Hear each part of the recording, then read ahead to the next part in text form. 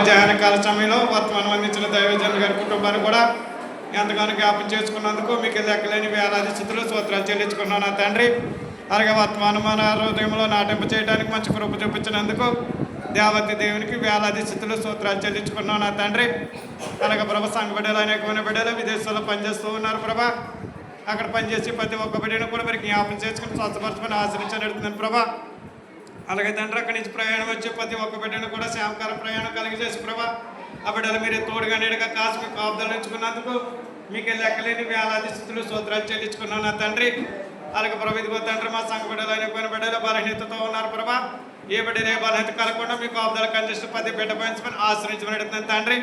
అలాగే ప్రభు ఇదిగో తండ్రి సాక్ష్యాలు చెప్పే ప్రతి ఒక్క బిడ్డను కూడా మీరు జ్ఞాపం చేసుకున్నందుకు మీకు లెక్కలేని వేలాది స్థితులు స్తోత్రాలు చెల్లించుకున్నాను నా దేవా.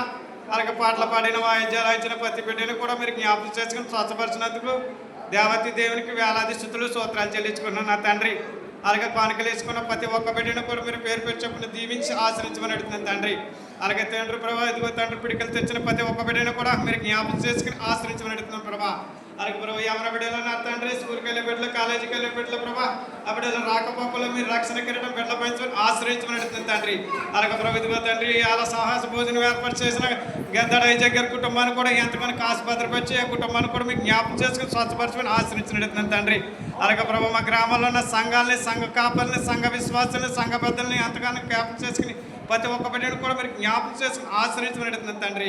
అలాగే ప్రభు ఇదిగో తండ్రి వాహనాలతో ప్రతి ఒక్క బిడ్డను కూడా ఆ బిడ్డలు మీరు శ్యామకర ప్రయాణం ఆ బిడ్డలు కలగజేసి ప్రభు ఆ బిడ్డలకు మీరే తోడుగా నీడగా కాసి మీరు రక్షణ బిడ్డల పెంచుని ఆశ్రయించమని అడుగుతుంది తండ్రి. అలాగే ఆశయాలు చేసే ప్రతి ఒక్క బిడ్డను కూడా మీరే దీవించి ఆశ్రయించమని అడుగుతున్నారు ప్రభా. అనేకమైన బిడ్డలు గృహాలు కట్టుకోవడానికి ఎదురు చూస్తూ ఉన్నారు ప్రభా.